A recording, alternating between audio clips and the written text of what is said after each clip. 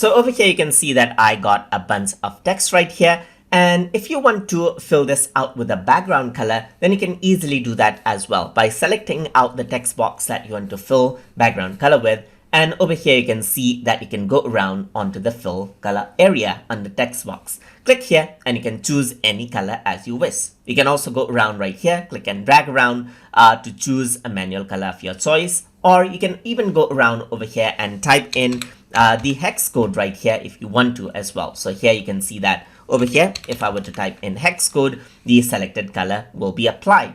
So over here, there's color fill right here. And if you want to remove out the background color, you can simply press none right here. Click on color fill to fill it out over here, as you can see, or you can go around, click on none to remove it out over here again. So you can do this with other text boxes as well, according to how you like it. So you want to change around the presentation, then you can work around with fill option right here.